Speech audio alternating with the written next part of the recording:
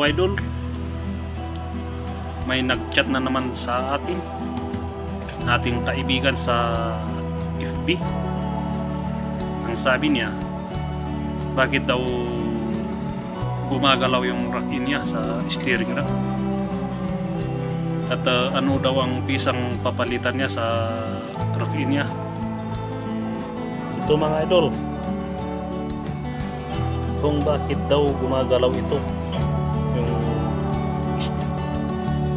rack pin nito. Tingnan nyo, gumagalaw.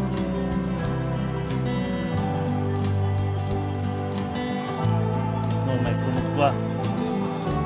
Tapos tingnan nyo ito, gumagalaw.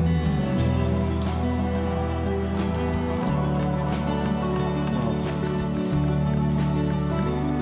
Naririnig ko ba yung tunog niya?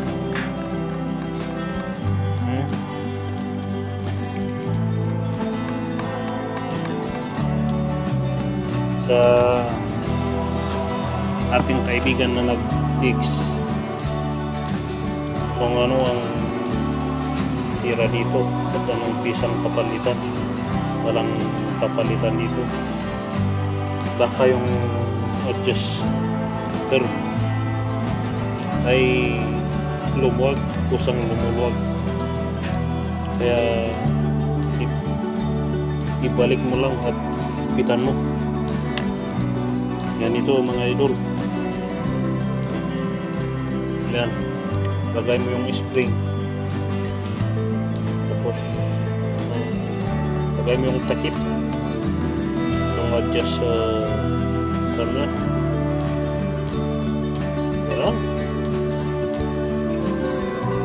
Tapos tignan mo kung i-adjust mo.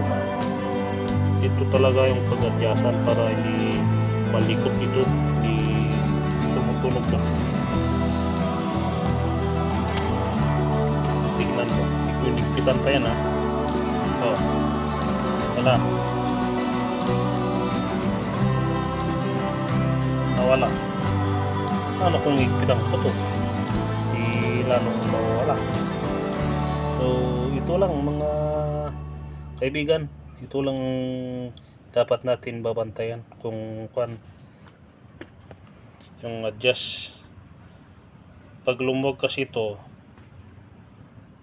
lumalaki yung sa loob, ito ay magpipli.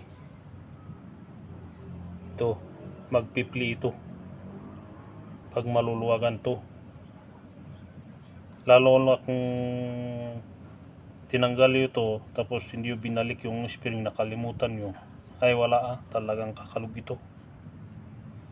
Kasi yung spring tinutulak yung nasa loob, tinutulak niya, iipitin ito, iniipit niya to para hindi kumalag masyado.